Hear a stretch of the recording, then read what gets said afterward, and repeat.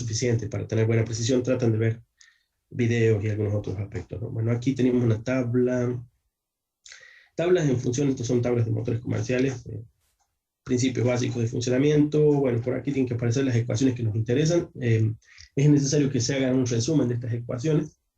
Hay muchas de estas ecuaciones que se pueden deducir de las anteriores. Yo acostumbraba a hacerlo así, sin importar el libro. Con eso me ahorraba la cantidad de ecuaciones que uno ve. Uno mira las ecuaciones y dice, oh, pero ¿cuántas son? Como 25 ecuaciones. Si uno plantea las básicas, las demás se deducen de las básicas, pero hay que tener entrenamiento para ello, ¿no? Hay que haberlas hecho unos cuantos prácticos, enseguida le agarran la vuelta. Cosas como el torque, la potencia, las velocidades principales, las pulsaciones, las frecuencias, las velocidades en RPM, son todas deducibles a partir de las otras, ¿sí? Así que como mucho de lo que hemos recomendado en estas prácticas es hagan la práctica, porque no hay otra manera de encontrar la vuelta a recordar lo suficiente de cada una de estas prácticas esenciales, si no es haciéndolas, ¿sí? No es recomendable eso de nos queda una semana y nos ponemos a ver las prácticas, porque no es suficiente, la memoria no da para tanto, y si uno no lo maneja conceptualmente, que es la mejor manera de manejar el práctico también, suele siempre uno tener algún pequeño desliz o error en los ejercicios prácticos. Así que traten de, primero, estudiarse así, usarlas a todas las ecuaciones tal cual vienen, después las van a encontrar relacionadas y van a comenzar a hacer resúmenes, eso les recomiendo que hagan, para que a partir de diría yo que unas entre 5 y 10 ecuaciones a lo sumo, deduzcan las demás según el caso. No siempre son todas necesarias, así que si hacen las prácticas van a ver cuáles son las principales y cuáles son las que más aparecen en función de los datos, ¿sí? Para eso hace falta que ustedes sigan los ejercicios hechos del Fraile Mora y hagan los que no están hechos, ¿sí? Hagan los que no están hechos. Concienzudamente, para que se les vaya quedando conceptualmente dónde se aplica algunos de estos principios y cuáles son deducibles. Una buena parte de los principios deducibles es aplicando principios físicos, ¿sí? Principios físicos de equivalencia entre potencias, velocidades, torque o momento motor. Bueno, a fin de cuentas, bueno, esos son los básicos de física. Creo que física 1 a lo sumo un poquito de la 2, me parece. Acá están reutilizados una y otra vez. Veamos, solo a modo de resumen, deslizamiento, de los conceptos más importantes. Teníamos, que era aquí, N1, velocidad de sincronismo, es decir, que es la velocidad del campo del estator. ¿Sí? N1, velocidad del campo del estator. N, acá se utiliza para, los N están en RPM, recuerden eso, ¿no? N es en RPM. N1, velocidad en RPM del campo del estator. Recuerden que el campo del estator es el campo rotante y se genera a partir de la trifásica. Se puede generar también por otra cantidad de fases, pero la trifásica es el caso típico, ¿sí? El caso mínimo, de hecho, para multifase, ¿sí? Existe el caso particular del monofásico o bifásico. Están estudiados, bueno, en la parte del capítulo que corresponde. No son casos tan genéricos ni tampoco son los industriales. Siempre hay en aplicaciones industriales motores monofásicos o bifásicos, pero el caso general es trifásico mínimo. Puede haber, dependiendo de la cantidad de fases del motor, bueno, hexafásicos, dodecafásicos, bueno, alguna otra variedad, ¿sí? El trifásico es el principal, así que campo rotante del trifásico. Acá tenemos el deslizamiento. Recuerden, ¿qué era el deslizamiento? Acá no está expresado como, a ver, yo no sé si lo había anotado así por ahí. Bueno, lo usaba en otras notaciones, yo tampoco estoy tan acostumbrado a la notación del Fraile Mora. Lo usaba en otras notaciones, pero a fin de cuentas, el deslizamiento es cuánto difiere, o cuál es la razón, ¿sí? Cuál es la razón entre el campo rotante del rotor respecto del estator, ¿sí? Campo del respecto del estator. Recuerden que el campo del rotor, ¿sí? La velocidad de giro de ese campo es esta, N1 menos N. ¿Sí? Es una diferencia, es esta diferencia. Lo que pasa es que acá está presentado directamente como la ecuación que más se usa. No se presenta como la razón de campo de giro, perdón, de velocidad de giro de campo rotor versus estator. Si ustedes recomponen esto de las ecuaciones, al menos a mí se me hace más fácil de recordar eso y después pongo la equivalencia por la diferencia. ¿Sí? La diferencia es la que sucede físicamente. El campo de estator va girando, ¿sí? El movimiento mecánico del rotor trata de alcanzarlo, y el campo del rotor es la diferencia entre esas dos velocidades. ¿Sí? Entonces el campo va un poquito para atrás y es pequeño, es decir, es de pequeña velocidad. Por eso el deslizamiento también es de valor pequeño. ¿Sí? Esa diferencia siempre es pequeña. Para rangos de valores, bueno, por ahí lo están mencionando, están entre el 3 y el 8%, cosas por el estilo. Bueno, recuerden, el deslizamiento es una de las ecuaciones principales. A partir del deslizamiento se escriben la mayor parte de las ecuaciones. Repasen, por favor, después ustedes el modelo equivalente. Acá están implícitas en el modelo equivalente por qué se usa la S en todas las ecuaciones o la mayor parte de ellas del modelo equivalente del motor, ¿no? Recuerden que funciona como un transformador, pero ¿qué tiene de diferente este transformador respecto de lo que habíamos visto?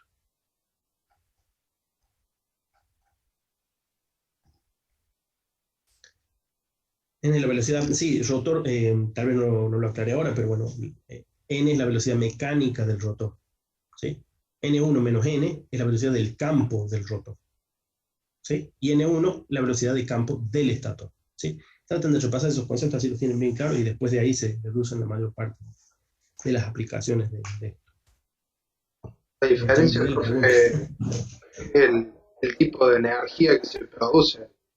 En una se usa energía eléctrica y se produce energía eléctrica, en esta energía eléctrica tenemos energía mecánica. Bueno, sí, sí, sí, sí, sí, sí. No era el aspecto que quería poner en evidencia, lo que decís es cierto, pero debemos pensar en un motor como un transformador con un secundario girando, ¿sí? Un secundario móvil, ¿sí? Más allá de si ese movimiento es el que produce el corte de líneas, eso no es el aspecto importante. El aspecto importante sería que gracias a que el secundario se está moviendo respecto del primario, hay un factor de conversión, de reflexión del secundario al primario que no ocurría en un transformador, ¿sí? No sé si se les hace evidente, pero pueden ustedes pensarlo. Teniendo un transformador físico, de pronto yo hago esto, comienzo a moverlo uno respecto del otro, vamos a suponer que son infinitos. Comienzo a moverlo uno respecto del otro. Tiene que haber un cambio en la relación de transferencia, ¿sí? Esa relación de transferencia está dada por la S, el deslizamiento. Es decir, ¿cuánto se desliza, a fin de cuentas, un campo respecto del otro? Bueno, ese factor es el que se incorpora para la reflexión, ¿sí? Todas las reflexiones tienen la S de por medio. Hay un factor más ahí muy parecido a la relación de transformación que habíamos usado en los transformadores, ¿sí? También están más adelante, no me acuerdo bien dónde, pero por eso es preciso que ustedes resuman el capítulo en las ecuaciones principales, a ver si aparece por ahí, estaban las M. Bueno, aquí aparecen algunas de esas M, acá la M simple era, bueno, aquí están especificadas, ¿ven? Aquí hay algunas de esas M. Ahora me he perdido yo, déjenme que revise las notas. M, acá está, las M's, ¿sí? Las M simples sin su índice eh, alfabético, M1, M2, son la cantidad de fases de estator y rotor. 1 y 2, estator y rotor. ¿Sí? M1, M2, cantidad de fases de estator y rotor. Ahora, esas M's intervienen, por ahí aparecen de nuevo, vamos a ver. Aquí está, MB, relación de transformación de tensión. Y MI, esperable, relación de transformación de corrientes. ¿Sí? ¿Hay una relación entre MI y MB? Sí, ahí la tienen. ¿La ven? Está muy chiquito, ¿la pueden ver? Ahí se la ve mejor. Sí, profe, se ve bien. Bueno, MI, relación de transformación de corriente, ¿sí? Siempre de primario a secundario, es decir, estator-rotor para estos motores. MB, relación de transformación de tensión.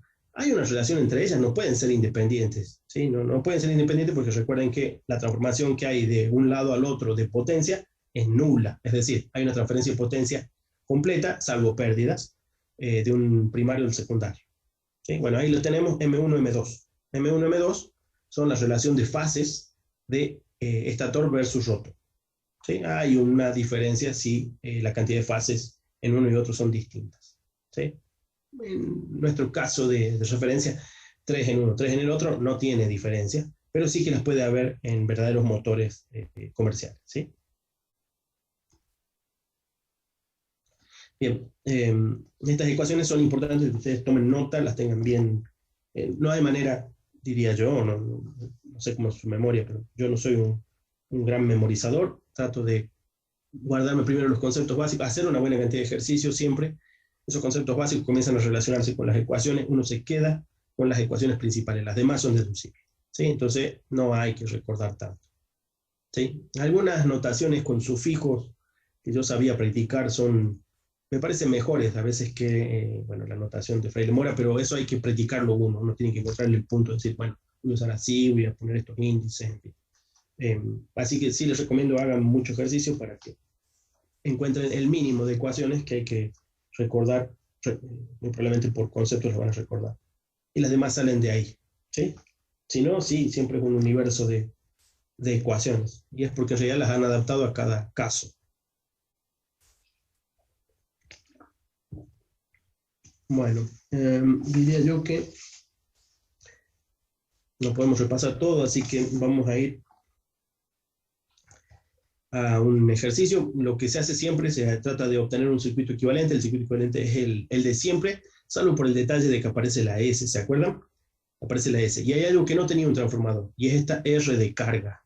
R de carga. ¿Sí? Acá pueden ver ustedes, este es el circuito equivalente muy similar al del transformador. Les recuerdo, R1, R2, en principio son las resistencias de los bobinados. Es un poquito más que solo eso, pero en principio sería suficiente con eso. X1 y X2 son las inductancias de pérdida o de fuga, es decir, las líneas que no cierran por los núcleos. Guarda con eso, no son las L de autoinductancia de cada bobina. Ese es un error común, todos lo hemos cometido, no lo cometan si lo han cometido alguna vez o no lo sabían, por lo que sea. Recuerden, X1 y X2 son fugas, líneas que no cierran por el núcleo. La que sí representa una relación de las inductancias y las autoinductancias es la X mu, igual que en el transformador. ¿Sí? Igual que en el transformador. Ahí la tienen, la X mu. Las demás son todas algún tipo de pérdidas. Activas, las de las R, y serán inductivas las de las X. Ya saben ustedes. Ahora, ¿qué es esta RC? Ya saben, son primas porque están reflejadas, pero hablemos de RC. R de carga.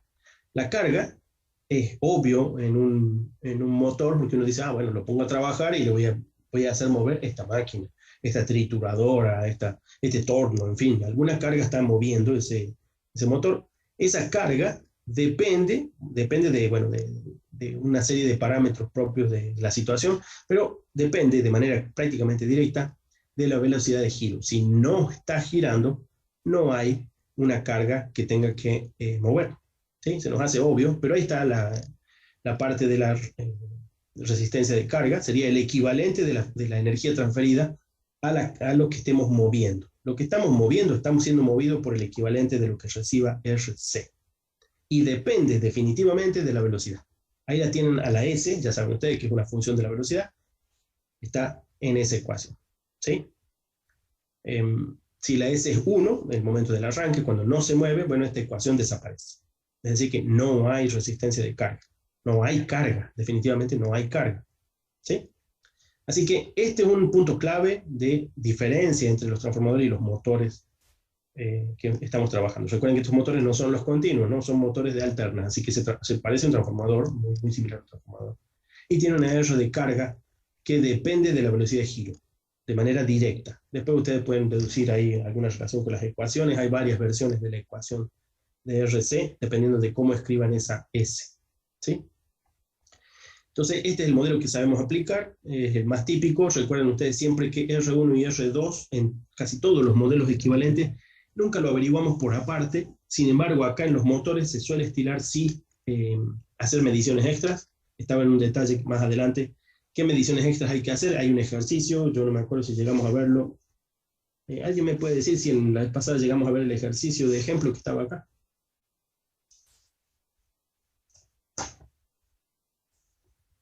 ¿No lo recuerdan? Bueno, está bien. Creo que no, profe.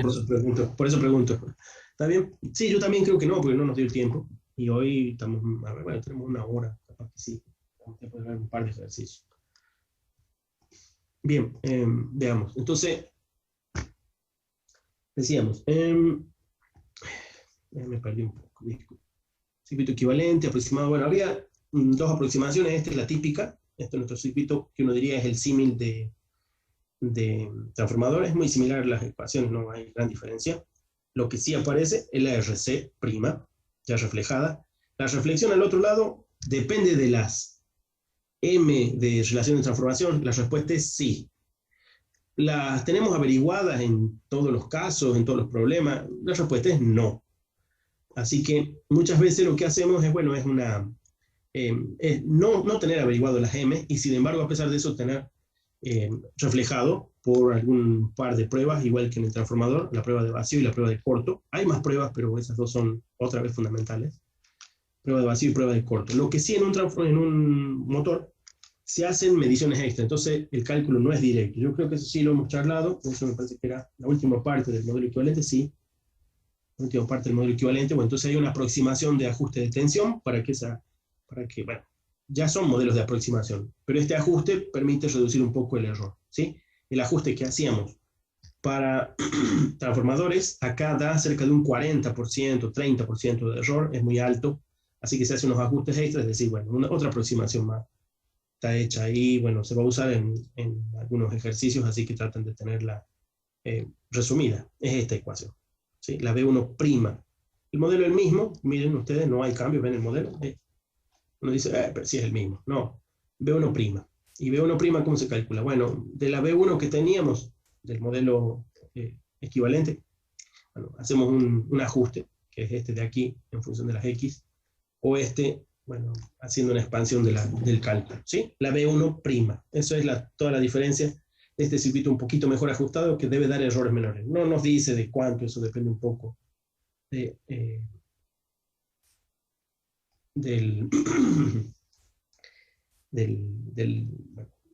del caso, ¿sí? Depende del caso. B1', ¿sí? B1' es esa, ¿sí?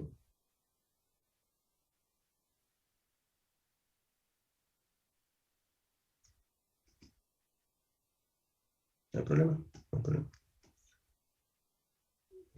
Este capítulo probablemente, bueno, lo menos que uno podría hacer es imprimir las partes principales, pero les recomiendo más un resumen de ecuaciones con los circuitos que correspondan, y preferiblemente siempre un par de ejercicios de modelo que les puedan mostrar cuáles son las ecuaciones principales. Por eso les recomiendo que se pongan a hacer ejercicios para descubrir por cuenta propia, bueno, cómo resumirlas, ¿no? Nunca falta que al principio tengan que escribirse una buena cantidad de ellas, después hacer una segunda versión para tener lo justo. Bueno, creo que este es el ejercicio, no, el 4.1, no, el 4.1 trataba con, esta es una demostración matemática, no, esta no. Ensayos de motor asíncrono, bueno, aquí esto sí lo habíamos presentado la vez pasada, más allá de cuánto puedan haber visto con el ingeniero Maximiani, ya saben ustedes, ensayo de vacío y ensayo de corto circuito de tensión reducida. Son muy similares. La única diferencia que acá es importante es que el ensayo de vacío no es suficiente para deducir los valores, ¿sí? Así que este es el más laborioso. Hay que hacer o sea, se tienen que tener datos. A fin de cuentas, para nosotros, ¿qué significa? Bueno, en el problema tiene que haber datos extra. En el problema tiene que haber datos extra. Una de dos. O se desecha la rama paralela, como en una buena parte de los ejercicios, una buena parte de los casos, o si no se desecha, tiene que haber datos extras para averiguar los valores del circuito equivalente. Aquí está lo que se debe hacer, ¿sí? Esto, si estamos en un laboratorio para hacerlo, bueno, nos llevaría una buena cantidad de horas de ensayo, ¿sí? No es algo corto. En un ejercicio deberían estar dados los datos para que ustedes deduzcan que estas pruebas fueron hechas, ¿sí?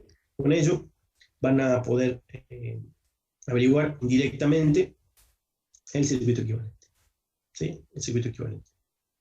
De vacío, la rama paralela. ¿Sí? Guarda, porque aquí aparecen unas potencias, y estas curvas, ¿sí? La potencia mecánica, no siempre despreciada, en algunos ejercicios sí, en algunos no, así que eso sería la parte importante. La potencia de pérdida en el hierro, es decir, en el núcleo de hierro, y había una deducción que se haría si ustedes tuvieran todos los datos de las mediciones intermedias para trazar la curva y encontrar el valor de PM. Respuesta: el valor de PM debe ser dado en el ejercicio o debe ser deducible del ejercicio, ¿sí? No con este esquema, ese esquema es para el verdadero laboratorio, no estamos haciendo verdadero laboratorio. Pero sí hay una distinción respecto a la prueba de vacío de un transformador. En la prueba de vacío de un transformador teníamos 3 mediciones, o incluso 2, porque hay una que se da por supuesto. Se mide corriente y potencia activa, y sacamos ya el coseno de phi y sacamos todo. ¿Sí? Acá no. Sacamos, creo que debe estar por ahí, bueno, el paso, el coseno de phi, pero las potencias deben ser previamente deducibles. No es la potencia de medición. La potencia de medición no es suficiente para decir que es la potencia que vamos a utilizar para encontrar el coseno de phi. Debe haber más datos, están las ecuaciones ahí, en el ejercicio se las aplica. ¿Sí? Esta es una parte del teórico que ustedes tienen que resumir bien cómo proceder para el práctico. ¿Sí? Tiene algo de ecuaciones extras. ¿De acuerdo?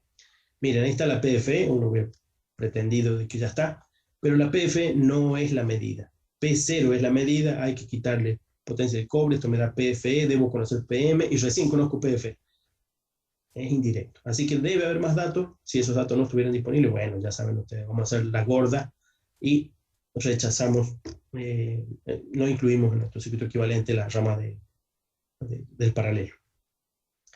El de rotor bloqueado, por fortuna, se parece al de cortocircuito a tensión reducida. Hay un par de indicaciones que hay que tener en cuenta, pero este sí se parece mucho al de transformador. No hay grandes novedades. PCC, medida. B1CC, medida ajustada en según la nominal de la corriente. Eso ya lo saben ustedes del transformador monofásico y trifásico. Es el mismo procedimiento. Acá no hay mediciones extra, no hay datos extra. Es la tradicional. Y de hecho es la más utilizada. Una vez más, es porque la que con esta ya desprecia la paralela, que es la situación más común de muchos problemas. ¿Sí?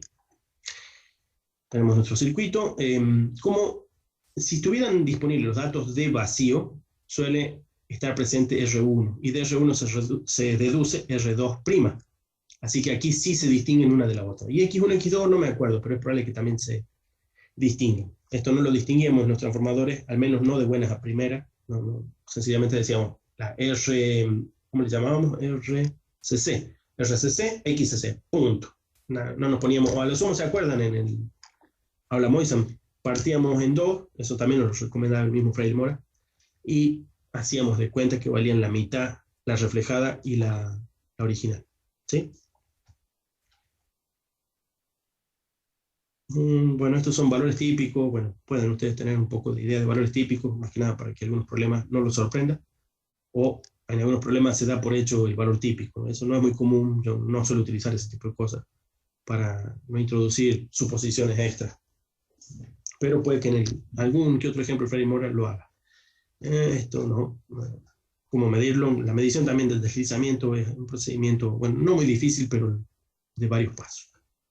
Ese también es para el laboratorio, una pena. No tenemos, ya saben ustedes, acceso al laboratorio en estas condiciones, y aún volviendo a la facultad, es bastante poco probable que tengamos esos elementos, así que, bueno, por ahí suele convenir a veces aprovechar las visitas a eléctrica para al menos tener nociones, conocer los instrumentos, conocer algunos de estos elementos. Este ejercicio sí sería uno que convenientemente resolvamos. ¿De acuerdo? Sería ejemplo de aplicación, el 4.2 me parece, el 4.2, sí, era el que estábamos utilizando para vacío, sí, las dos pruebas, acá están, vacío y cortocircuito, y hay algunos detalles extras ahí para que deduzcamos. Fíjense, pérdidas mecánicas son de 250 vatios, nos dieron las pérdidas mecánicas, listo. Ahora deducimos las pérdidas en el hierro. Bueno, ese tipo de cosas son las que acá hay que hacer sí o sí. ¿Sí? Bien, ahí hay parte de la solución, no nos interesa mirarla de antemano, si ustedes quieren, bueno, la pueden ir viendo, pero sería conveniente que resolvamos, o al menos que planteemos en el aire primero y después escribiendo, ¿sí? Les recomiendo a ustedes escribir e intentar resolver. Yo los voy a orientar tal vez con alguna que otra ecuación que por ahí, como estas ecuaciones de las potencias para bueno, que las vayan recordando. ¿Está bien? Bueno, entonces hagamos este ejercicio, ¿sí? Ya saben ustedes, la respuesta está ahí abajo, pero lo podemos intentar. ¿Les parece?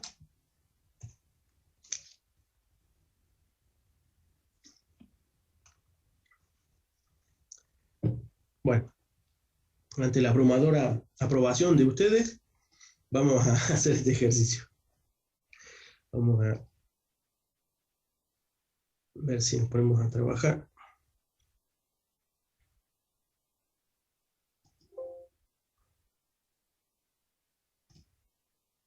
Bueno, entonces les recomiendo intentarlo.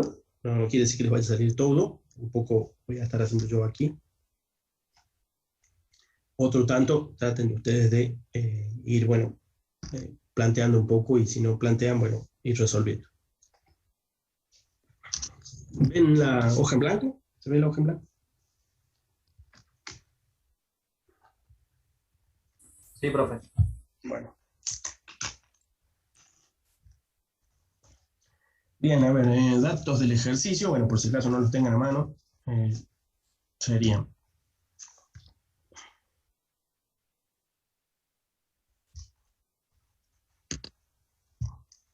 Tenemos un motor trifásico en estrella,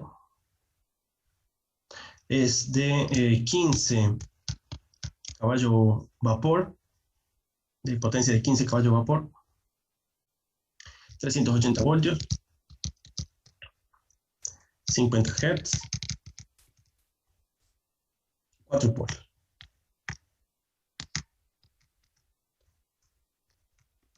Ahora, con los polos, recuerden que el AP, en este libro y en varios, suele ser pares de polo. Así que la cantidad de pares de polo P, aquí sería 2. ¿Sí? Ya que está, vamos aclarando.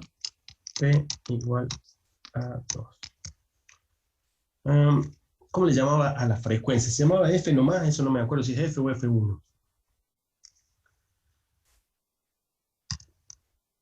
Acá tenemos la B1N, pero vamos a aclarar por si acaso, si yo no me equivoco, esta debe ser la de línea. ¿Sí? A veces es necesario aclararlo, a veces puede ser que sea la tensión de trabajo y punto. Acá aclaremos, 380 es la de línea. ¿Sí? Estamos en una estrella, así que es bastante probable que sí, que nos haga falta saber la de fase. F1, bueno, F1. Le ponemos F1. Digo, para que no le erremos al menos al principio a los términos que utiliza el libro, así no los cambiamos. Después ustedes sí pueden ajustarlo si quieren, si utilizan otra anotación, pero traten de ser claros, especialmente en el parcial, y aclarar cada una de ellas que no sean las del Fraile-Moore. Bueno, ¿qué potencia sería 15 CV? Bueno, esto hay que transformarlo, si yo me equivoco son 736 vatios por cada CV, si alguien puede ir calculando. Esta es la S, ¿sí? Potencia aparente, ¿sí? Después en todo caso vamos a poner a cuánto es igual. Estamos en estrella. Bueno, estamos en estrella, por lo tanto, hay que tener una B. ¿Perdón, cuánto? 736 vatios es. Si no me equivoco son 736, no sé si este valor está usando aquí. Vamos a mirarlo al PDF. 11.040 me queda entonces. No, capaz que no lo está usando todavía, porque todavía no lo... 11.040, bueno, capaz que no haga falta, pero por si acaso lo tengamos ahí a mano. 11.040 vatios. No, digo mal, voltamperes. Bueno, si ese cálculo es el correcto, por 736 vatios por cada caballo vapor. Bueno, ahí tendríamos ese número. Después que lo verifican cualquier cosa, no me acuerdo si se usa, creo que no, pero a veces aparecerá, así que hay que tenerlo a mano. Bueno, decíamos, como estamos en estrella, la tensión que tenemos que tener de referencia va a ser B1NF, así que debería ser aquí unos 220 voltios para cada bobina. ¿Se entiende eso, no? 380 voltios es la tensión de línea. Y como estamos en estrella, ¿cuánto recibe cada bobina? Recuerden que los circuitos equivalentes se hacen por fase. Así que es importante saber que cada bobina está recibiendo 220 voltios, ¿no? ¿Está bien?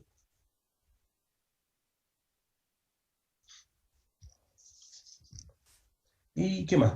Trifásico, bueno, nada más, ¿no? No, sí, había un dato extra. Creo que eran los 250 vatios, me parece, de pérdidas de...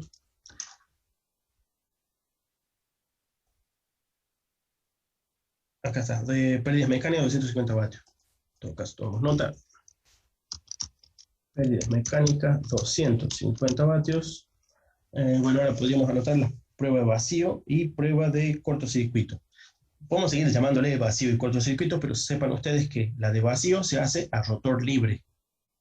La de cortocircuito a tensión reducida también es a tensión reducida en la alimentación, pero es a rotor bloqueado, ¿sí? Rotor bloqueado, ¿sí?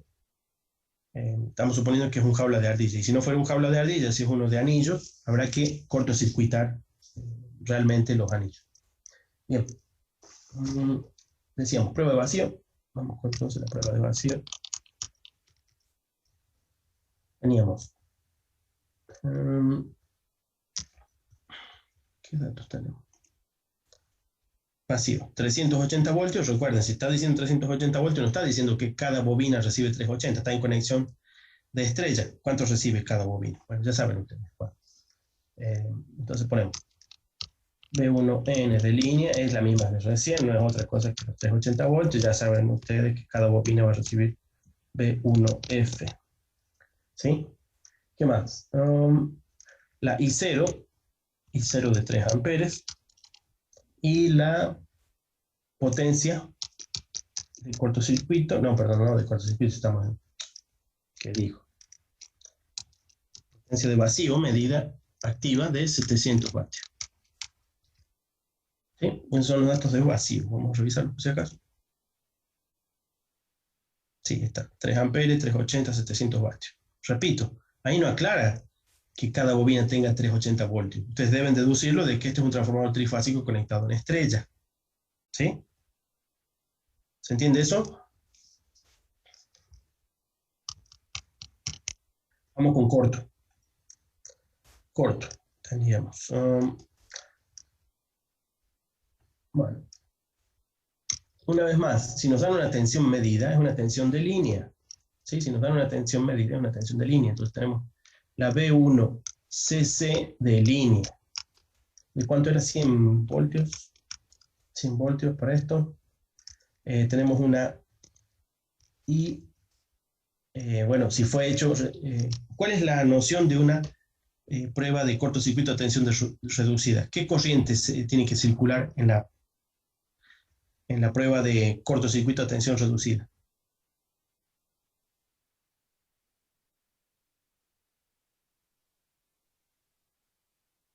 Bueno, ahí me contestó escrito, ¿verdad? Sí, la nominal. No se olviden de eso, es la nominal. Así que acá decimos la I1N. No sé si me la dieron de datos, pero si nos dieran un dato numérico, ¿sí? Si nos dieran un dato numérico, hay que verificar. Eso nos falta verificar. Ahí sí nos va a venir bien la potencia. ¿Sí? 20 amperes. Bueno, 20 amperes. No nos han aclarado. ¿Sí? No nos han aclarado. A ver, leamos de nuevo acá. Cortocircuito 100 voltios, 20 amperes. No suele ser el caso que la cambien justo ahora en el primer ejemplo, pero no nos han aclarado que esto sea la corriente nominal. ¿Cómo se verifica corriente nominal?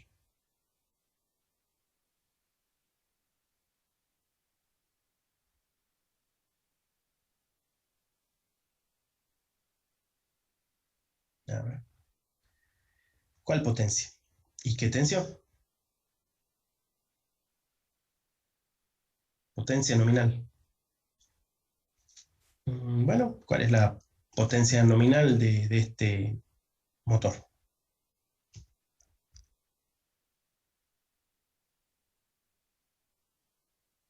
No sé si escribiste algo más ahí.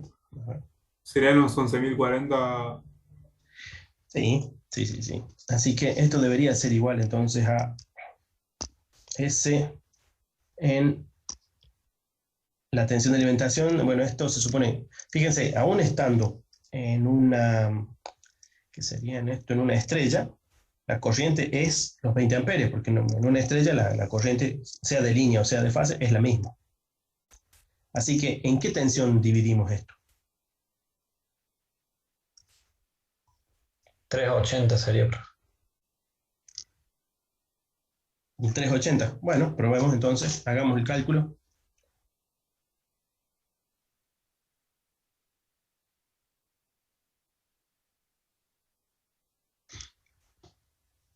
Cada bobina tiene 380.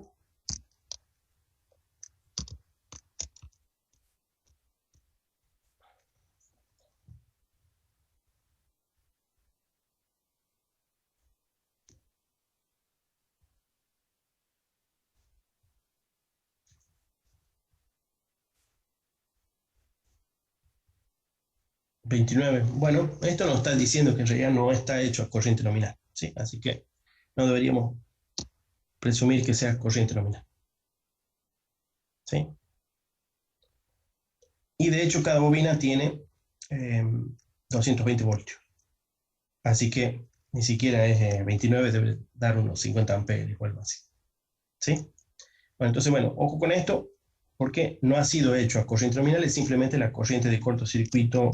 No me acuerdo, tenía otro nombre, por ahora le voy a poner una X, tenía un índice extra que no recuerdo cuál, ¿sí? Es la corriente en la que se ha hecho el ensayo, ¿sí? Es la corriente en la que se ha hecho el ensayo. Bueno, la potencia insumida de este ensayo, vamos a seguir llamándole así, es de 1200 vatios, ¿sí? De 1200 vatios.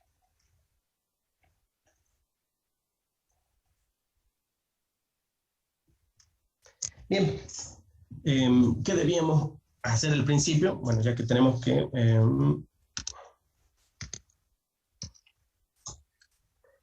lo primero que tenemos que hacer, bueno, es, si quieren, la prueba de vacío para hacerlo en orden, ya que está. Entonces vamos con la prueba de vacío. Lo primero que buscamos era el coseno de phi. No podemos hacerlo porque acá el coseno de phi tiene una diferencia. Si se acuerdan, recién se lo estaba mencionando, ya lo hemos visto en la clase pasada, al menos la ecuación. Espero que no sea demasiado atrás. Aquí, no, este no. Acá está. ¿Lo ven ahí? Coseno de phi no depende de la potencia medida del ensayo, no es P0, es las pérdidas en el hierro. Debe ser el de las pérdidas en el hierro. Es decir, en este ensayo no se atribuye la potencia medida todo a las pérdidas en el hierro. ¿Por qué? Porque el sistema vacío está moviéndose y hay pérdidas mecánicas que sí o sí están apareciendo y son notorias. ¿Se entiende por qué? ¿Les queda claro eso? En este ensayo tenemos un motor moviéndose. Si está moviéndose, hay pérdidas mecánicas extra, ¿sí? Entonces no podemos atribuir la medición de la potencia en vacío directamente a las pérdidas en el hierro. No hay solamente pérdidas en el hierro. ¿Se entiende? Después Sí, vean... profesor. Bueno, gracias. Después vean balance de potencia. Bueno, el balance de potencia les da, ¿dónde está? Bueno, es esta ecuación de acá, fíjense. Este es el balance de potencias para esta situación. La P0, medida en el ensayo de vacío, menos las pérdidas en el cobre, ¿sí? Del estator, todavía nos dan, fíjense, las pérdidas de cobre también tienen que ser importantes, o sea que esto depende de R1. La ven ahí, ¿no? Ahí está la ecuación con R1. O sea que acá sí que se mide R1, sí que se averigua la potencia del cobre 1. Bueno, depende de los datos que tengamos disponibles, ya vamos a ver.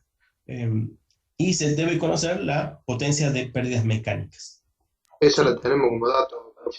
Claro, las pérdidas mecánicas las tenemos como dato. Así que, por lo pronto, ya saben ustedes, fíjense que, bueno, no me acuerdo si hay pérdidas del cobre en nuestro ejemplo. Creo que no. Así que vamos a... No, me parece que no.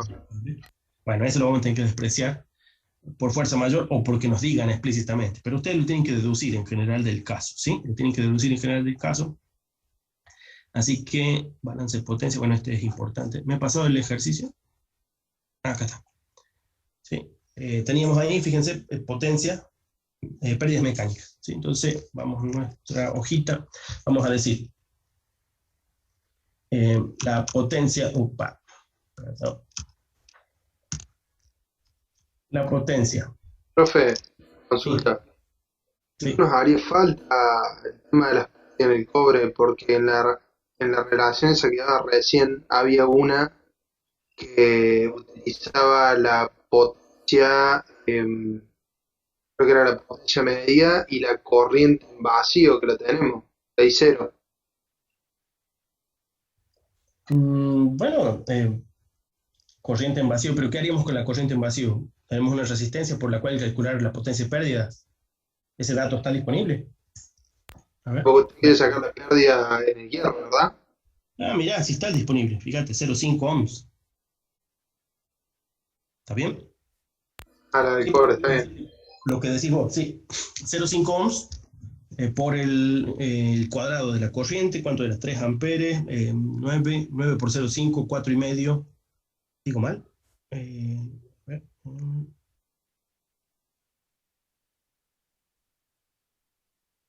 ¿cuánto sería? No, pero claro, estamos, digo mal, perdón, disculpen ustedes. Está bien lo que hemos dicho, es esa resistencia, pero estamos hablando de que la potencia medida ha sido medida sobre el sistema, no sobre una bobina. ¿Está bien? Entonces, ¿cuántas veces esa potencia hemos perdido?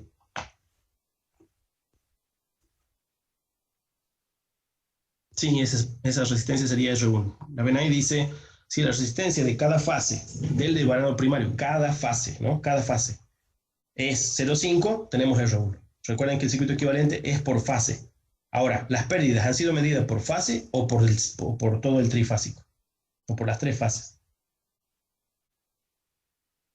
La potencia esta, 700 vatios, se han consumido en una bobina o en las tres y en todo el sistema más las pérdidas.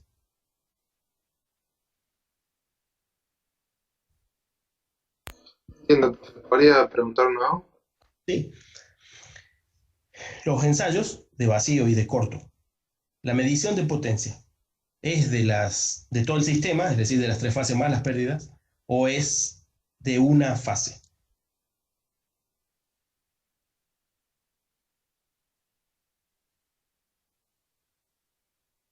Creo que de las tres, profe. Sí, de las tres. Esto lo tienen que tener siempre fijo. La prueba, el ensayo vacío y el ensayo corto, si estamos en un sistema trifásico, se mide sobre el total.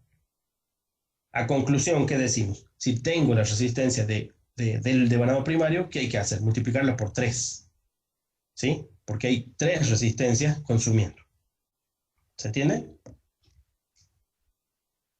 Acá porque da la probabilidad que dice que de cada fase. A mí no podría dar el dato directamente de la resistencia total. Bueno, sí, claro. No nos van a dar un dato de resistencia total porque no existe resistencia total. Vos tenés 3 resistencias conectadas en estrella. ¿Hay una resistencia total?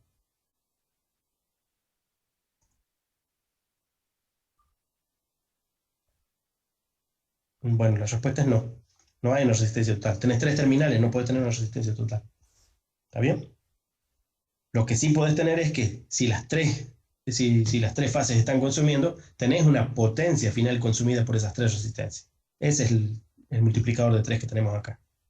Ya te lo escribo para que no te me pierdas. Decíamos, vamos a escribir la ecuación de partida, que era una ecuación así, mira. Potencia del hierro menos potencia mecánica era igual a potencia del ensayo menos la potencia en el cobre, ¿sí? Del primario, es decir, del estator. ¿De acuerdo? Ahora, la potencia perdida en el cobre del primario, es decir, del estator, tiene que ser, bueno, ustedes lo han dicho recién, la R1 por la I del ensayo. ¿Cómo se llama la I del ensayo? I0 cuadrado, pero esto ocurre sobre una fase. 3 veces. Bueno, ¿cómo lo pone el libro? Y acá sería muy importante que ustedes tengan en cuenta estas M's. M1. ¿Por qué? Porque este sistema era trifásico, ya sabemos que son 3. Pero si fuera en otro entorno, mejor recordar esta M. Este es un buen momento para recordar la M. La M1 es la cantidad de fases del estator. ¿De acuerdo? ¿Dónde está? ¿Cuánto vale R1? El 5. Y la I0, 3 amperes al cuadrado. Bien, esto nos da 9 por 3, 27, 27 sobre 2, 13,5. 13,5 vatios. Recuerden que son pérdidas y son activas en R1. ¿Se entiende lo que hemos hecho aquí?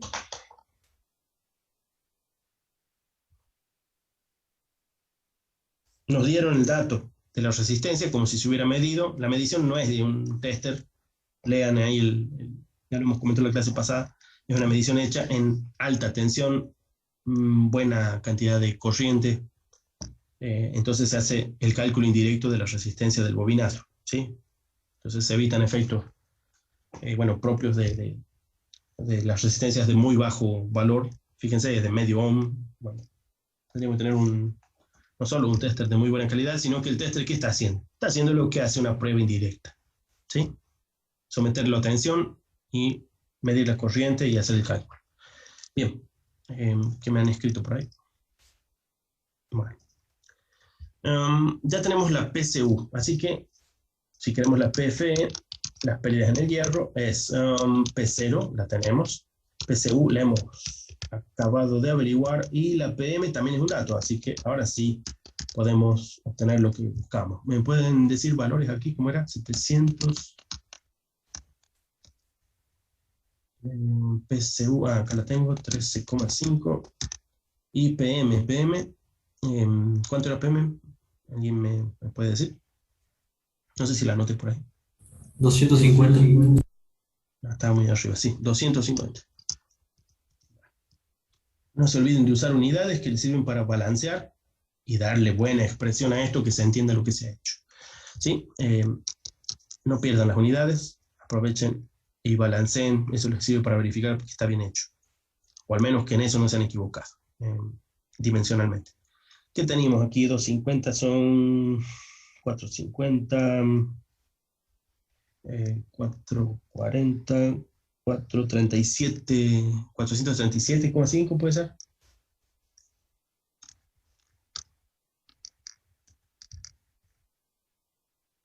A ver. Opa.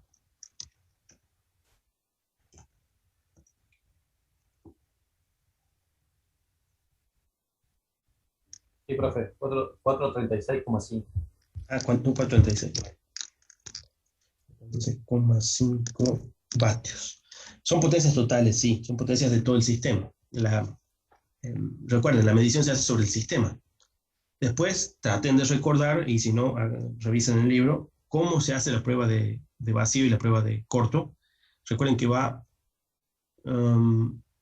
básicamente dos batímetros, uno en una fase, otro en otra fase, se hace una diferencia de esas potencias y le da la potencia consumida activa del sistema trifásico. El sistema de los 2 batímetros es el típico en trifásico.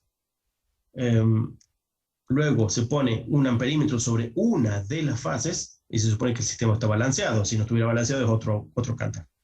Así que la corriente es por cada fase.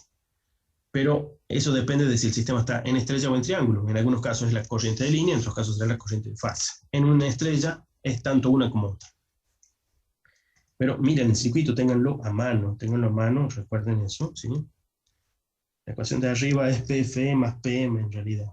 Eso no sé, a ver, que puede ser que haya un error de signo. No, hay un despeje ahí que hice. Sí, esa ecuación la tienen ustedes allá en el libro. Ahora no quiero irme a ese punto porque... No, profe, creo que dice que la primera ecuación te puso un menos en PM y después abajo, en la última, la pasa de vuelta como menos. Entonces, por eso... sí, sí, es probable que ahí yo cometí un error. Menos PM, ¿cuál es la que tengo mal? Menos PM. Sería la primera de arriba. Ahí sería, ¿no? Menos PM. Bueno, a ver. PFE menos PM igual a P0 menos Bueno, PCU. bueno, entonces no da esto, perdón. Mil disculpas. Estaba buscando una goma.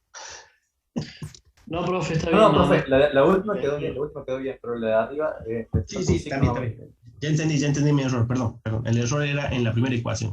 Ahora entendí. Ahora lo corrijo. Disculpen ustedes. Ahí. Estaba bien la resta. Lo que estaba mal es la primera resta en ecuación. Ahora sí. Bien. Ahí estamos. ¿Sí? Decíamos, el planteo cuál era. La potencia de pérdidas en el hierro más la potencia mecánica tiene que ser equivalente a las potencias medidas del ensayo menos las pérdidas de cobre del estator. ¿Sí? Esto aquí parece una ecuación que uno tiene que recordar, pero si uno lo razona un poco, es más fácil de recordar. De todos modos, ustedes van a tener el libro, lo que sí conviene siempre practicarlo. Practicado, esto va a tener menos misterio y no es una ecuación salida de la nada. ¿Sí? Es del planteo que está hecho ahí en la forma en que se realizan estos ensayos. Bien, sigamos. Ahora sí podemos calcular nuestro coseno 10. ¿Sí? Decíamos que esto es para práctica, traten ustedes de estar haciendo estos cálculos así, practican. Eso es lo más importante, practicar. Estamos en la parte práctica y la única forma de recordar tantas ecuaciones es practicando y reduciendo muchas de esas ecuaciones a lo principal, las principales ecuaciones.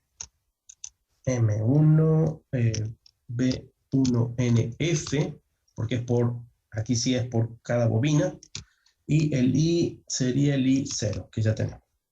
¿Está bien? Bueno, aquí hay que ponerse a reemplazar y hacer cálculos. PFE, bueno, está por allá arriba. 436,5 vatios. Aquí tenemos el M1, que es la cantidad de fases. La tensión de fase, bueno, de manera corta para no introducir raíces de 3 al cohete, sería así. Bueno, aunque podría ayudarme la raíz de 3. Bueno, si calculáramos a mano, si ustedes tienen calculadora, no le presten atención con ponerse a quitar o poner radicales. Es un lío. Y 0, ¿cuánto era I0? Perdón, 3.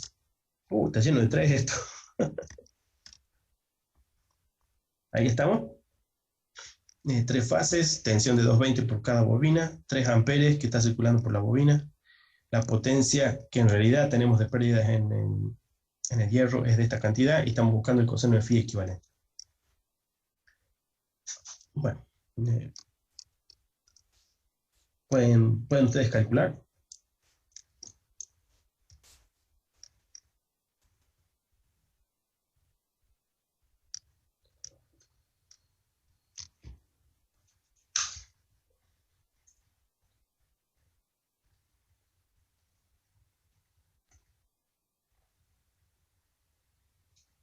Por 220.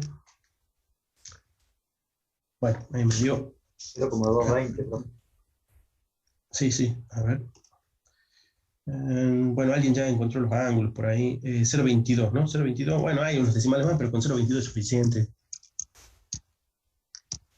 Alguien dice, no estoy seguro de esto. A ver, yo voy a tratar también de verificarlo. Sería, bueno, siempre tengan en su calculadora bien anotado si están trabajando en grados o en radianes, ¿no? Así que guarda con andar poniendo grados de una, porque por ahí uno no se fija y la calculadora está en radianes o en una G que es gradiente o grados centesimal. No se confundan. Eso en las calculadoras medianas viejitas. En las más nuevitas, bueno, no sé si alguien tiene una calculadora muy nueva ahora, pero pueden ser más informativas y usan ya las unidades. ¿Dónde tenía yo los cálculos? Aquí tengo Shift, un arco coseno. De la respuesta, sí, unos 77 grados. Entonces, ángulo de phi 0 es, bueno, no lo voy a poner con todos los detalles. Esta calculadora sí que lo tira, pero me va a bastar con esto. ¿Sí? 77 grados con algunas monedas. ¿Sí? Creo que su compañero, no sé si lo escribe en el chat con todos los, claro, con 17 minutos.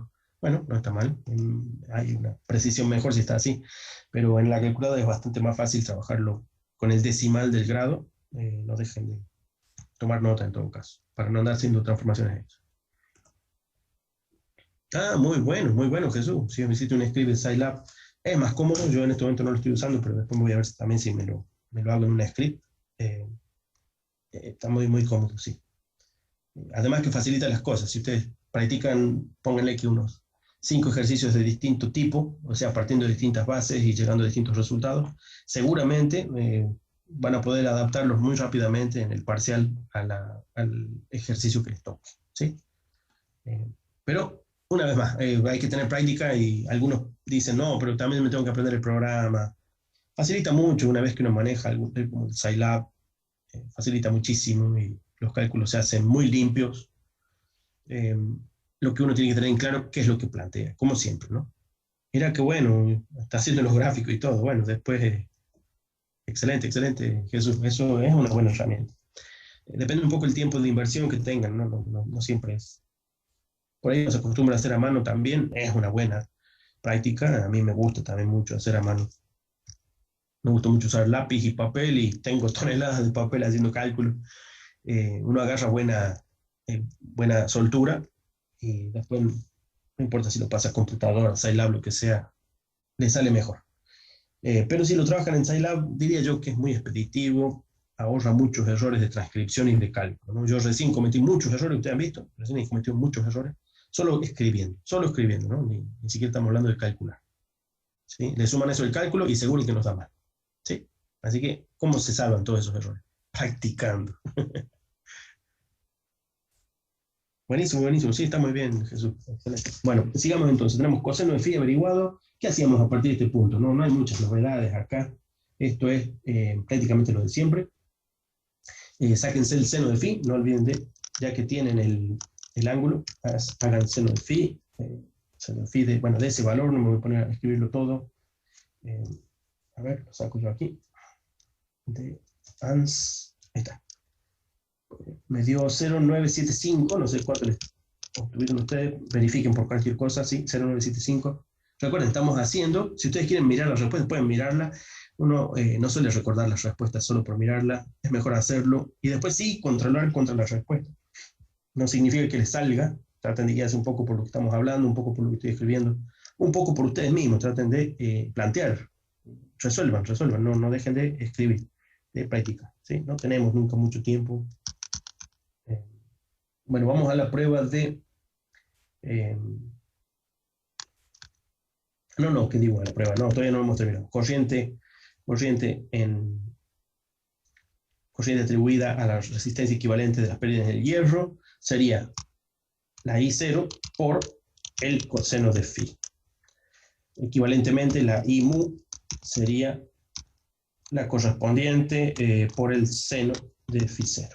¿Sí? Veamos, 0,975 por... ¿Cuánto era? 3, ¿no? Bueno, esta me dio unos 2,92 amperes. Esta otra no la tengo a mano, 0,22. 3 por punto, bueno, es esperable que sea un punto 66, ¿no? O algo así. Es muy fácil esa hacerla en el aire. No dejen de verificar, pero es probable que la puedan anticipar. La otra no tanto. Bien, ¿qué más tenemos ahora? ¿Qué deberíamos hacer? No hemos encontrado el circuito equivalente. Estamos en las corrientes recién, ¿sí? Ahora hay que usar esas corrientes para encontrar los elementos del circuito equivalente, ya saben ustedes, así que se cae de maduro cuando uno ha practicado esto. Si en este momento no lo recuerdan, bueno, es bueno revisar esto en un modelo ya hecho, ya sea de transformador o mejor de motor. B1NF, para encontrar, recuerden, si la tensión en la bobina era la de fase, es la que se aplica sobre la resistencia del equivalente, ¿no? En paralelo no hay más que una resistencia en este modelo equivalente.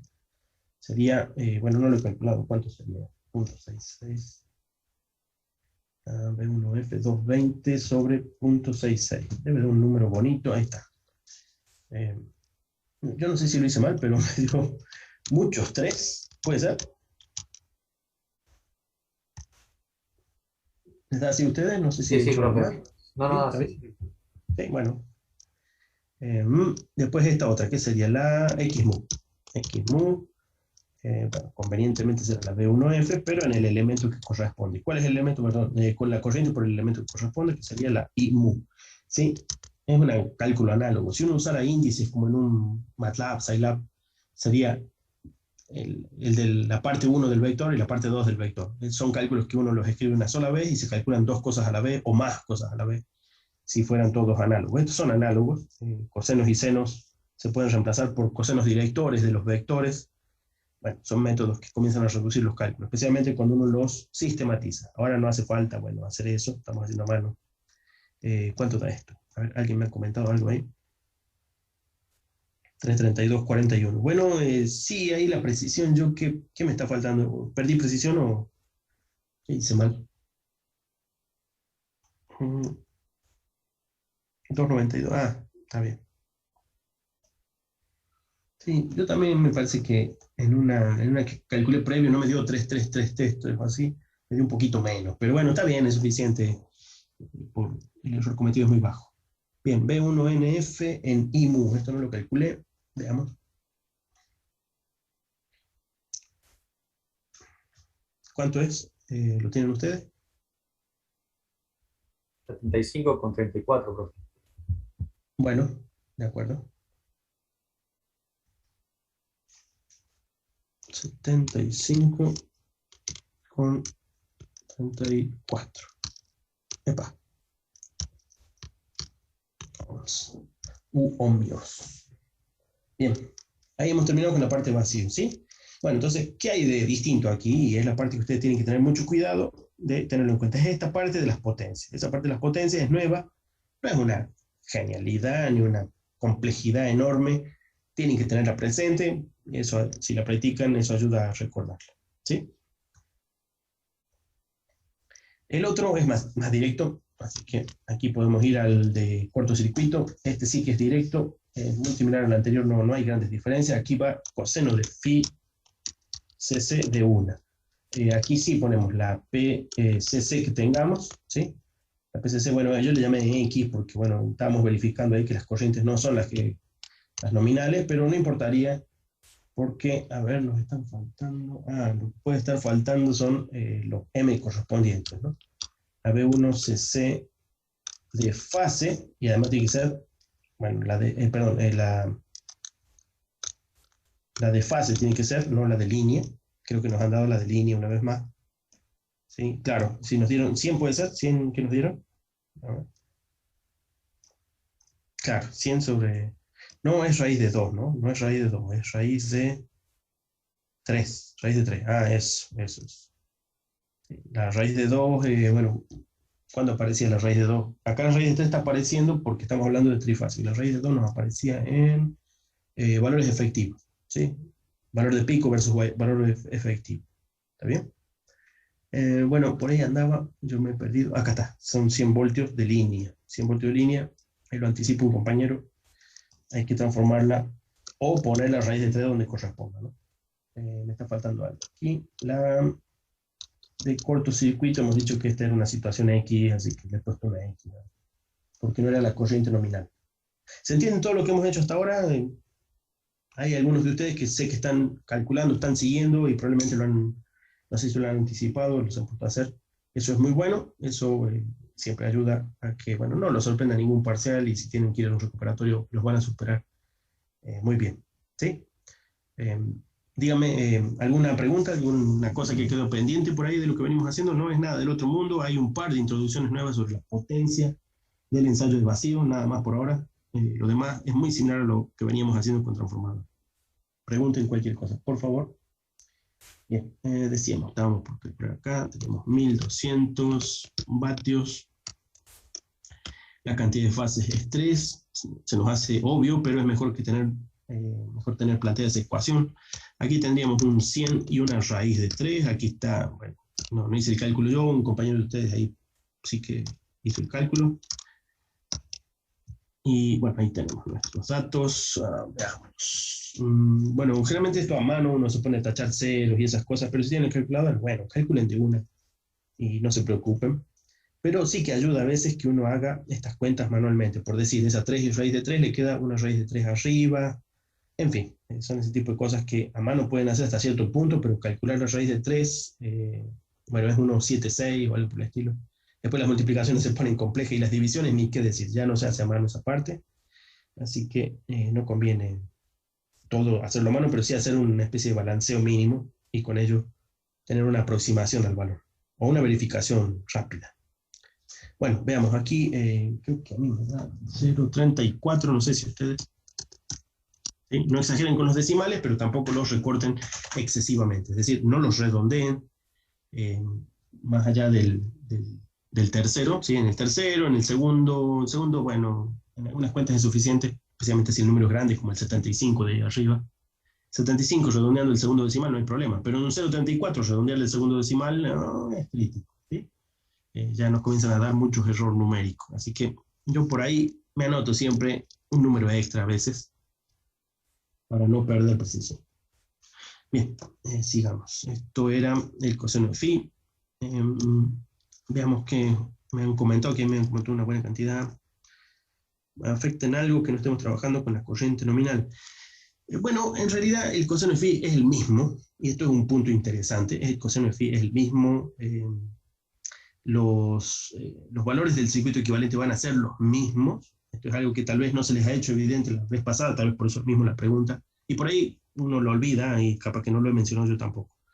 Se puede trabajar con los valores a pesar de que no esté hecho en la corriente nominal. ¿De acuerdo? Lo que no vamos a poder asegurar es que cuando esté trabajando, supongan que ahora tenemos el motor trabajando con una carga. La pregunta sería, ¿va a tener 1200 vatios de pérdida? De pérdida sumado al... A ver, lo voy a decir de otra manera. ¿A qué le atribuimos las pérdidas del cortocircuito? ¿A qué se lo atribuimos?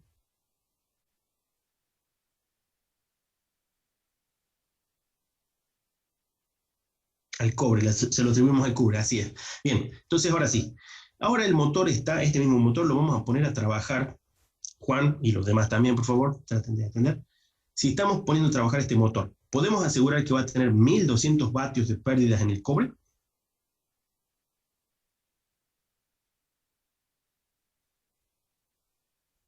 No, claro, esa es la respuesta correcta, Juan.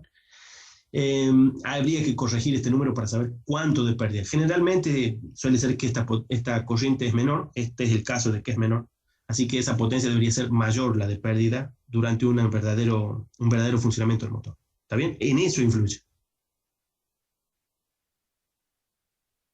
Cálculos con las corrientes de la carga. Bueno, porque no nos han dado datos de carga. ¿Sí? En este no tenemos datos de carga. Ahora, cuando tengamos datos de carga, ¿qué ocurre en una carga? Acuérdense que estamos suponiendo que el sistema es lineal, ¿no? Por eso es que hacemos ensayo vacío por un lado, ensayo corto por otro. Decimos, hay una pérdida de esto, una pérdida de aquello. Y, bueno, los ensayos no se hacen con una carga. Se puede hacer un ensayo en carga, pero acuérdate, ¿para qué se hacen estos dos ensayos particulares sin carga? Para averiguar las pérdidas durante cualquier carga. Son válidos en cualquier carga. Vos tenés este motor trabajando con, bueno, supongamos, ¿de cuánto dijimos que era? 15 CV. ¿Sí? Hasta 15 CV. Supongamos que lo tenemos trabajando, ¿sí?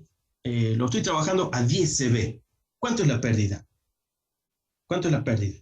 Bueno, es la misma de siempre. ¿Sí? La pérdida es fija. Son algo así como los costos fijos. ¿Está bien? Por eso hacemos deducciones de estos dos ensayos. No sé si se entiende, Juan. Si no, volvemos a preguntar a ver si yo no te entendía vos la pregunta. Bueno, entonces, repito, por si acaso, porque este es un concepto importante. Acá, por ahí nos ahogamos un poco en cálculos de bonitas ecuaciones y sus números. Y en realidad nos importa mucho más que el cálculo en sí y los conceptos. Y la pregunta de Juan viene al caso. Decía, ¿por qué entonces no hacemos estos ensayos directamente en carga? Estos ensayos no están destinados a saber cómo se comporta con la carga, sino a saber cómo se comporta con cualquier carga. La pérdida de vacío se presenta siempre y la pérdida por corto se presenta siempre, porque no son de que esté en vacío o que esté en corto. Hemos dicho que son pérdidas que nos revelan la pérdida en el hierro y la pérdida en el cobre, aparte de esas otras pérdidas que están mencionadas en estos casos. Entonces esas pérdidas están siempre presentes.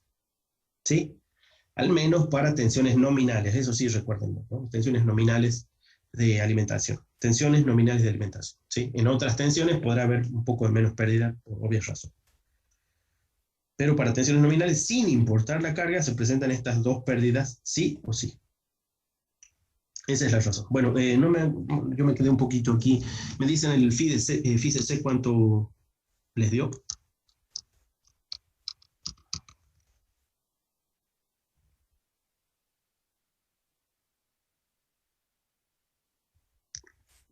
A ver. 0,35, bueno, eso fue el coseno, ¿no? 0,35 de coseno. 69,30, bueno, un 69. A mí me dio un poquito más, no 5, sino 7, ¿sí? Que es el 69,5 sería el de 69,30, 30 minutos.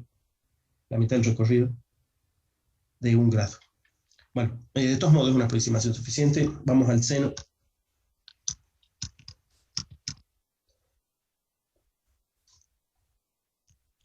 Me dio 0,93 con 8 y etcétera. Bueno, para ese número que yo anoté, ¿no? De Jesús va a dar un poquito distinto. Tal vez sea una aproximación suficiente. Bueno, aquí recuerden que lo que estamos haciendo es lo siguiente. Vamos a encontrar el RCC, pero el RCC es el R1 más el R2'. ¿Sí? Así que aunque estemos encontrando el RCC, ¿qué va a ser? La B1CC de fase sobre, perdonen la letra, estoy mal apoyado, no me sale tan prolija, sobre la 1N, ¿sí? No, guarda aquí. A ver, déjenme ver. RCC, no, esta no es 1N, es la...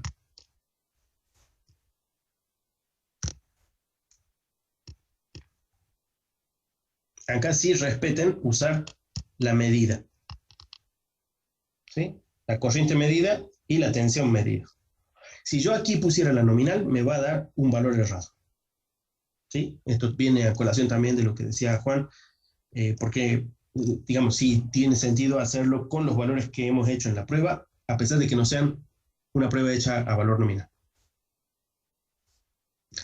Bien, sigamos entonces en este punto. Aquí, perdón, no, he escrito aquí, me está faltando algo. Aquí sería el coseno, ya saben ustedes el coseno. Recuerden que este es un circuito serie, por eso es que el coseno aquí viene multiplicado por la ZCC para darme la componente resistiva, ¿sí? Que no es lo mismo que en el circuito paralelo. En el circuito paralelo, veámoslo por acá, acá está. Ven esta, ¿no? ¿Por qué en el circuito, en este, ven? En este, si yo pusiera aquí la IFE, la reemplazara por esto, ¿por qué el coseno de phi está dividiendo aquí y aquí el coseno de phi está multiplicando? ¿Entienden la pregunta? ¿Por qué hay diferencias? ¿Por qué no tenemos aquí el coseno de phi multiplicando o acá el coseno de phi dividiendo? ¿Se entiende? Bueno, ese 101 te debe haber dado Jesús por el... Ah, no, está bien, un ohmio. Bueno, esta es la pregunta. ¿Por qué el coseno de phi para el RCC está multiplicando, pero el coseno de phi en el RFE está dividiendo? ¿Sí? Recuerden, reemplazo el IFE por el I0 por coseno de phi, ¿no? Porque en paralelo las tensiones son iguales y en serie las corrientes son iguales. Ese es un buen punto y con eso ustedes tienen la verificación y hasta no tienen por qué acordarse la forma de la ecuación, sino aplicarlo según el circuito equivalente. ¿Se entiende? Eso es una buena forma de ahorrarse memoria y sin embargo saber hacerlo. ¿Sí? ¿Se entendió la explicación de su compañero? Uno es un circuito paralelo, el de arriba, ¿sí? Las tensiones son las mismas en un circuito paralelo. Otro es un circuito serie, el de abajo, las corrientes son iguales en el circuito paralelo. Perdón, circuito serie, disculpen. Bueno, entonces sigamos con esto. Este cálculo, a fin de cuentas, a mí me dio 1, ¿sí? Sin mayores precisiones. Algún decimal puede haber, pero me dio un ohmio, ¿sí? Un ohmio. Para ahorrar un poco, el XC.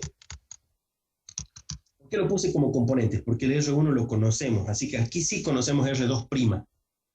¿Está bien? R1 lo conocemos y R2' es deducible. ¿Es R2 deducible? Bueno, es probable que no, porque no tenemos los M, pero hasta ese punto podríamos llegar a averiguar. El XC, bueno, me da algo como un 2,7 ohmios, etc. ¿De acuerdo? Sí, algo así. Tenemos resistencia de carga aquí. Veamos. No tenemos datos para calcular resistencia de carga, Juan. ¿Por qué? Porque no nos dijeron, mira, vamos a leer el ensayo, el problema. Dice, un motor trifásico conectado en estrella dio estos resultados en estos dos ensayos, vacío y corto. ¿Está bien? No nos dicen velocidades, y sin velocidades de por medio, muy probablemente no podamos averiguar deslizamiento. Sin deslizamiento de por medio, no podemos averiguar resistencia de carga. Aún así, en vacío está trabajando de manera libre, ¿sí? Está libre. Hay alguna resistencia de carga equivalente, sí que la hay, ¿sí? Pero nos falta un dato ahí de velocidad, ¿sí? No tenemos ese dato de velocidad o de torque que tal vez se pueda deducir de algunas otras ecuaciones. En cuanto al cortocircuito, y este sí sería importante. En el cortocircuito, recuerden que es a rotor bloqueado. Me he ido de tiempo, bueno, para que terminemos. Es a rotor bloqueado, ya que está Juan y los demás. ¿Qué deslizamiento existe si el rotor no se mueve? Esto es una linda pregunta de examen, incluso de teórico, pero va a estar muy relacionado con el práctico porque estamos calculando. Sería máximo. Bueno, no se llama máximo. Sería bueno que en este caso sí que digas el valor del deslizamiento. Sería 1. 1, sería 1, ¿sí? Hay valores mayores, puede valer más que 1. Puede valer mucho menos que 0, es decir, puede valer negativo. El S es una función continua de más a menos infinito. Pero hay un valor particular, el 1, nos indica que no se está moviendo. Bueno, ahí Alejo ha puesto su presente, hagan ustedes lo mismo. Y bueno, hemos terminado por hoy. Si quieren más detalles, bueno, hemos terminado con, bueno, ¿qué nos faltó? A ver, no nos falta nada. Un poquito de explicación capaz. Bueno, aquí tienen el procedimiento que ha hecho Freire Mora.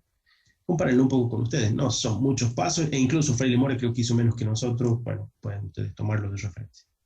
¿Sí? ¿Alguna pregunta? Aprovechen, estoy escuchando, todavía tenemos tiempo mientras ponen sus presentes.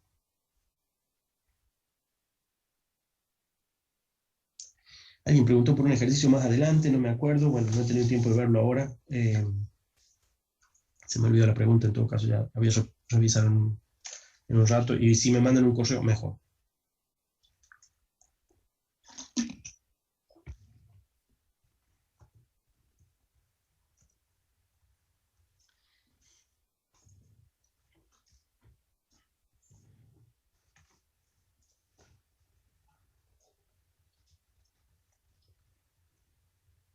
Bueno, ¿alguna pregunta?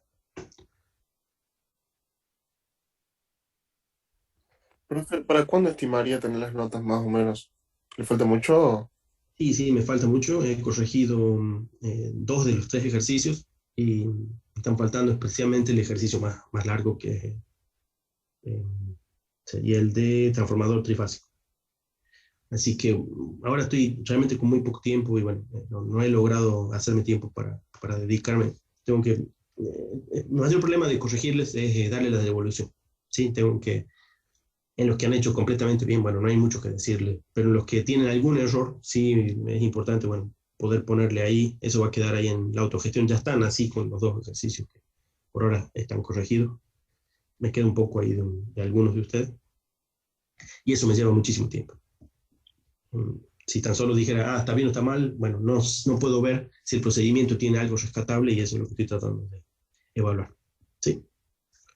Gracias. Diría yo que sí, como tiempo para, bueno, para no hacerlo, porque tengo que también entregarle sus notas, les diría que en un poquito más de 2 semanas. Un poquito más de 2 semanas, porque esta semana hasta la que viene estoy sin tiempo.